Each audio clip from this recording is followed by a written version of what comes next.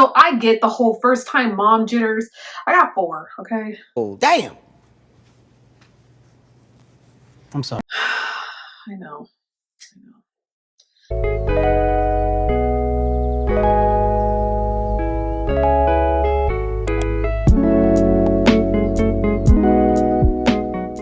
everyone, welcome to Blackboard Bees. I am Aunt. Today is going to be a sweet and simple get ready with me. And we're probably just going to chit chat about a couple of things because, look, just bear with me, okay? Just bear with me. I work a lot, so I try and squeeze in as much time as I can play date wise with my kids so they can have memories of not just their parents working all the time to provide for them. I want them to get older and just be like, yeah, you know, remember that one time when mom and dad took us to Six Flags, or took us to Wacky Tacky, or took us to Chuck E. Cheese, or took us to the park, or took us on a picnic, you know what I mean? Took us to San Francisco, took us on a little trip, took us to the beach. That's the kind of stuff that I want to build with my kids. And those are the memories that I want to have, because honestly, my mom worked a lot because she was a single mom, and she like had little to no time at all because she was always working. She had bills to pay, okay? I don't really blame her. And she couldn't really take me to the zoo. She couldn't throw birthday parties for me because she was too busy trying to make sure the bills were paid. She was just busy being a mom, and I'm not mad at her for it. I don't knock her for it. She had to do what she had to do to make sure that we weren't out on these streets. I don't have any memory of just randomly picking up and going to the park. Like, I maybe have like a handful, literally one hand full of memories where it was just me and her quality time. But that's not really what I wanted to talk about. I don't know why we started talking about that, but that's not what I wanted to talk about. Enough about me. How are you doing? How are you doing? You are also very important. Make sure this is all good, because mine lately, mercy. Listen, I obviously just got out the shower and I'm trying to rush to get this done. But in the shower, I remember having a conversation with who I'm not going to talk about their name right now or anything like that. But we were talking, not about that subject. Let's talk about something else. What are we gonna talk about? No, because it leads right into it. Okay, so we were talking about being submissive. And it's a privilege, not a right. So there are a lot of people out here who have that mindset of respect is earned versus you have to earn respect or you have to give respect in order to receive respect. And I firmly stand by that. And I feel like it's kind of hand in hand with relationships as well, especially when it comes into terms of being submissive with your partner. Just because we are together does not mean I have to automatically be submissive to you. You have to earn that for me. It's not a right. Just because we're together doesn't mean I have to do everything you say and do everything for you because we're together. That's not a thing. I wish more people would understand that. And the thing is that I think it's so funny now, because when I was younger and that Destiny's Child song came out, do you remember that one? Let me cater to you, cause baby, this is your day. Do anything for my man, baby, you blow me away. And I was like, I would never, okay? I am not a dog. I am not gonna bring you your slippers. I'm not gonna read you your newspaper. You lucky if you'll have food hot and ready on the table for you when you get home, okay? Because I'm sure in my own world, I have 10 million other freaking things to do than to worry about you. You are grown. You can figure it out yourself. And that stupid love bug came into my life and ruined everything. And listen, I don't mind being submissive at all. I'm submissive to an extent. Like I said, you have to earn it. And if I don't feel like you're taking care of my mental, physical, and emotional needs, then there is no need for me to submit to you at all, because you haven't earned it. You haven't done anything. I think at the end of the day, it comes down to a sign of mutual respect for your partner. I'm not trying to give love advice or anything like that. I'm just trying to throw out some things that are up here that I feel like would make a really successful relationship, because I hear a lot of people's relationship problems and I just sit back and I'm just like, wow. Like, listen, I'm not gonna blare out any personal business because it's technically it's not personal. It's all over TV. But I am hooked on this show, 90 Day Fiance, right? It's not just 90 Day Fiance, it's all forms of 90 Day Fiance. So we got 90 Day Fiance, 90 Day Fiance, Happily Ever After, 90 Day Fiance Single Life, 90 Day Fiance The Other Way. Like, I try to watch all of those, and I don't know why, because the more I watch it, the more I realize how toxic, or how much I like toxicity or drama or whatever you want to call it. Like, okay, for instance, there's this couple, right? Angela and Michael, and I want to say she's from Georgia. She's out in Georgia. I don't know. I'm not sure. But her dude is from Nigeria, and rightfully so. She has a lot of trust issues with him because he lies. You can't justify that. If you lie about anything and everything, there's no trust. And to me, I'm one of those people, if there's no trust, then there's no need to be a relationship. Like, I'm not going to spend the rest of my days in my life questioning what you're doing, who you're with. I'm not about to clock you on nothing. I'm not about to track you for shit, bro. You want to act like you single? Then here, wish granted, you're single. I'm not stressing over nobody, bro. Here's the thing though. You can't really tell about these people's lives because this whole show could very well be scripted, and I wouldn't be surprised if it was scripted, because a lot of the shit that these people put up with, I curse a lot. A lot of the stuff these people put up with, I could never. You wouldn't catch me tracking nobody, breaking up with nobody every 2 seconds just because I'm mad. Because my sanity is more important than your feelings or this relationship. You know what I mean? With how many people there are on this planet, I'm not about to waste my time trying to make sure that you're good when I'm not even good. That's not the thing though. That's not the thing that makes the relationship or marriage so toxic to me. And I'm not caught up. I don't read tabloids or anything like that, so I'd stopped that a long time ago. But another thing that makes a relationship, their marriage, excuse me, I want to be respectful as much as possible. Another thing that makes their marriage so toxic is just the way she talks to him. I really, really don't like the way she talks to him. I'm an American. Land of the phrase. Let me tell you. You ain't telling me nothing. Put that finger down. Put that finger down. Oh, shut up.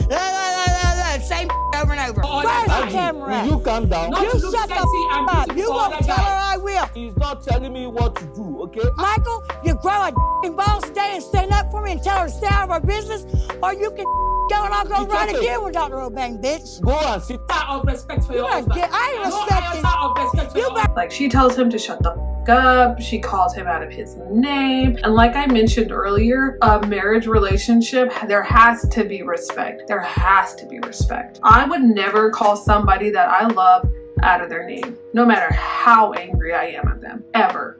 Because I respect you. I spit everywhere. Because I respect you too much to not do that. Like, why would I do that? I only talk like that to people I don't like, and they have to push me over the edge for me to talk to them like that. And she's not the only person on there who talks to their spouse like that. Like, it is ridiculous, bro. Like, there's also, like, I want to like Angela. I really do. Like, I feel like she would be an absolute hoot, like a really, really good time. But her mouth, bro, screams entitlement, and it just annoys the shit out of me.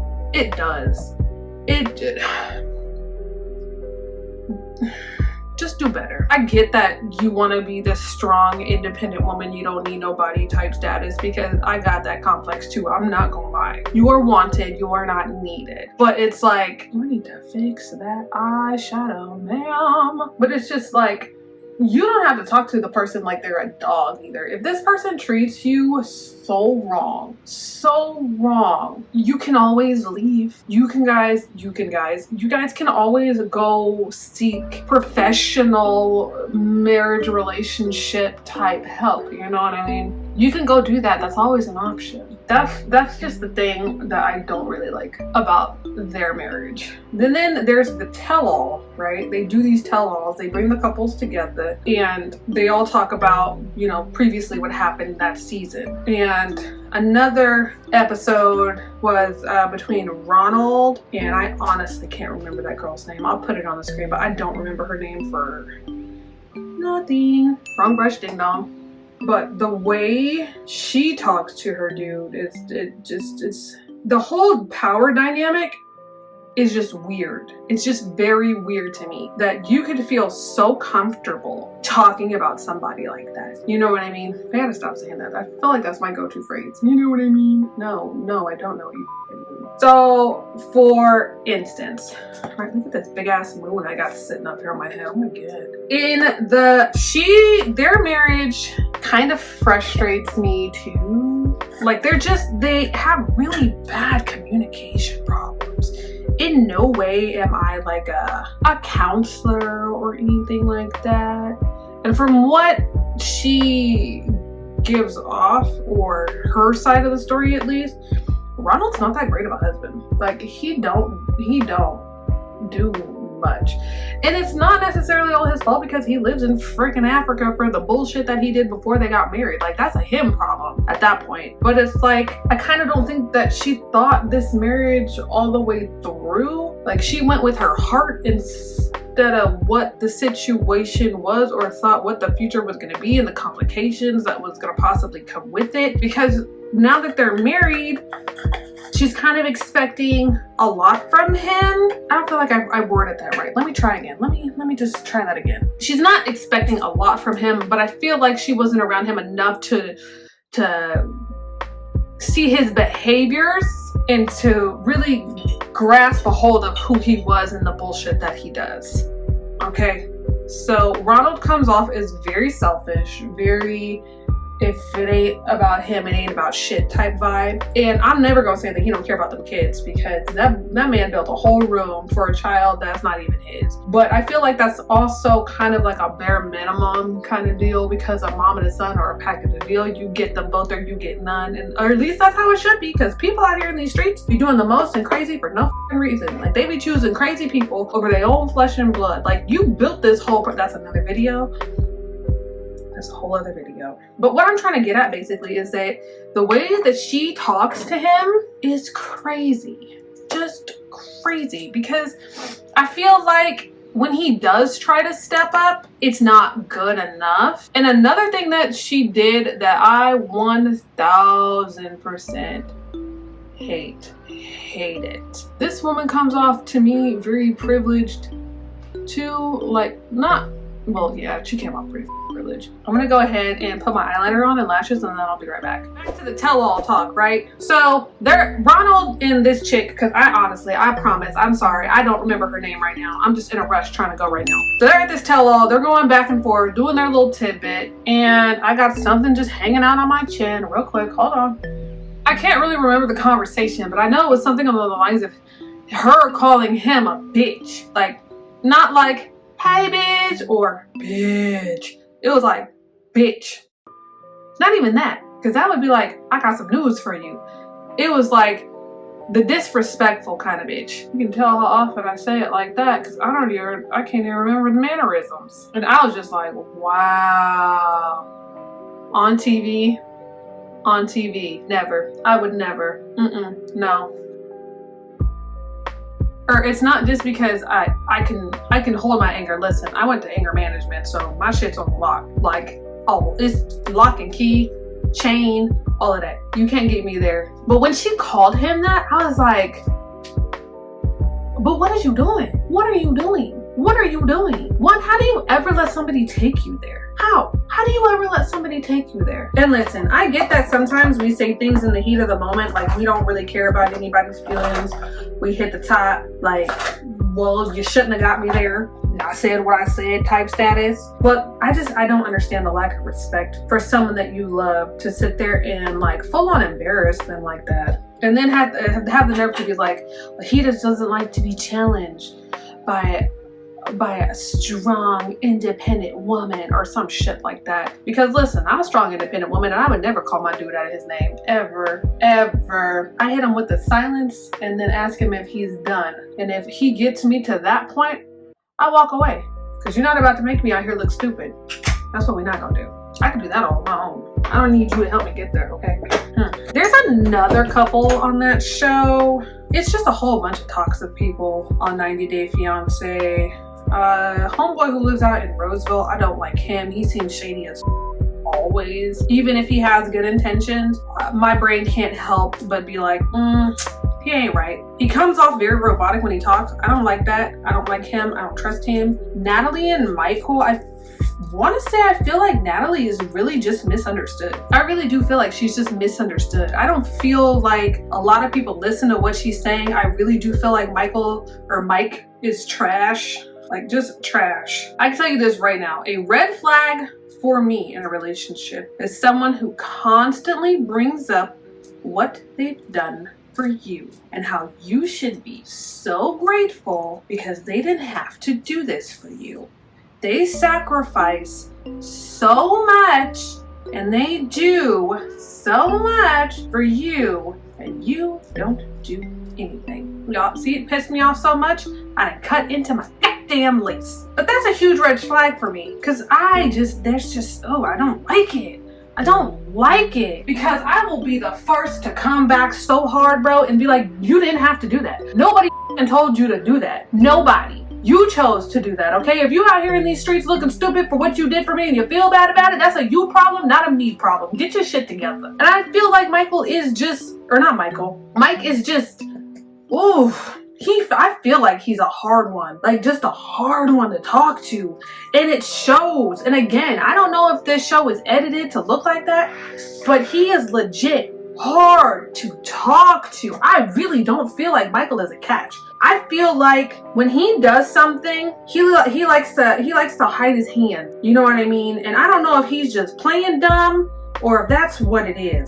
Cause this one particular scene from the tell-all, he told his hand and everyone was like, oh no, poor Mike. And I was sitting there on my couch like, did y'all just not hear what this man said?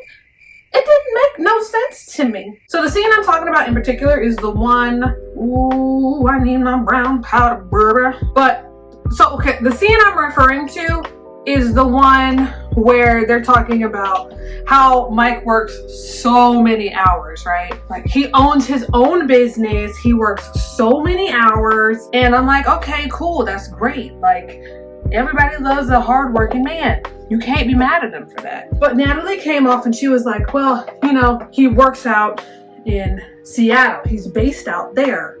And by the time, it's a really long drive for him and a really long drive back. That way when he gets back, you know, he's tired. He doesn't really want to hang out. I've been in the house all day by myself. Like, I want to do stuff. I want to talk to him. And he just would rather sit there and watch TV or do whatever the Mike does.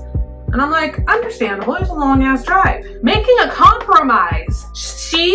Natalie suggests, hey, why don't we move? Why don't we move to Seattle? It'll be closer to your job. You don't have to drive so far out. You know, we can spend more time together trying to save this marriage here. Come on, guy. What's the hold up? What you doing? And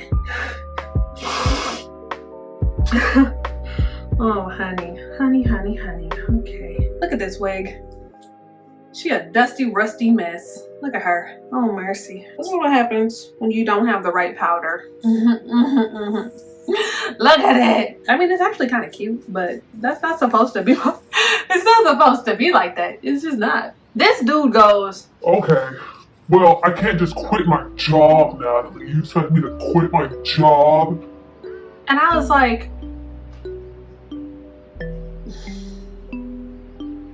I'm missing something because this don't make no sense. That's not even remotely close to what the girl said. She said, let's move closer to your job so you don't have to commute as much and you can stay home, or you can hang out with me more and we can communicate better and this, that, and the third. And this fool gonna turn around and reply, well, I can't just quit my job. I can't just quit the business. That's not even okay. Anyways, he just choosing not to listen at this point, because what the hell? If you aren't aware, I'm talking about this. Let's get a lot of this powder out of here, because holy hell, man. I'm talking about this most recent season, if you don't quite grasp what I'm talking about. Yeah, and then there's Jovi.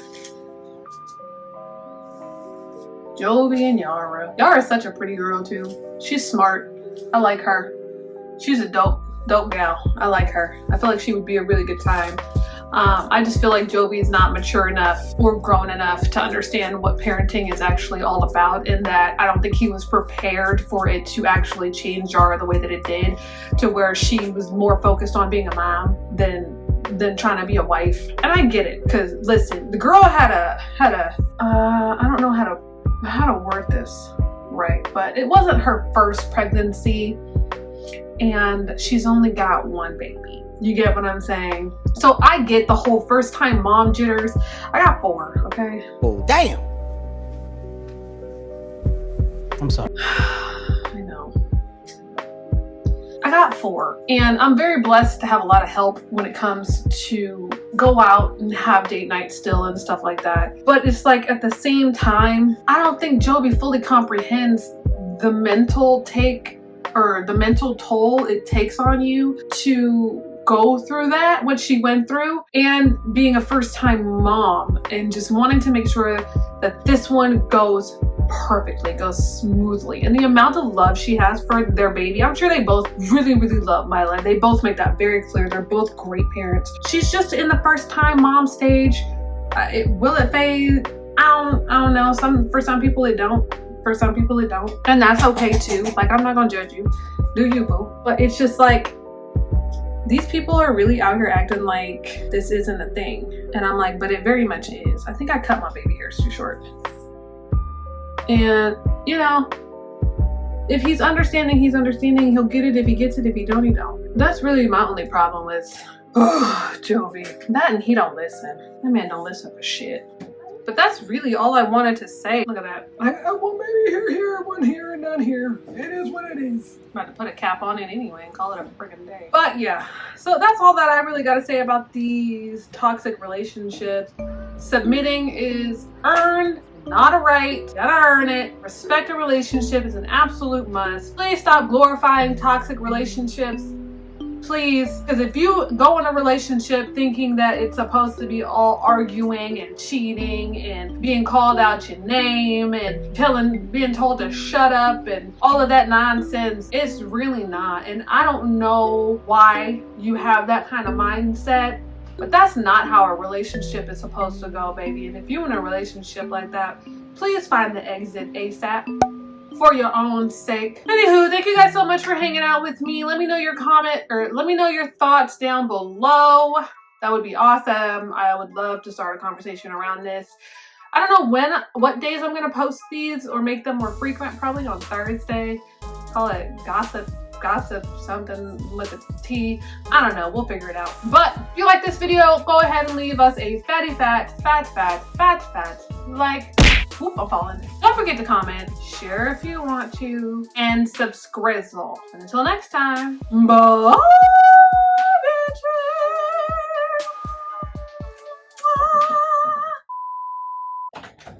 Are you done?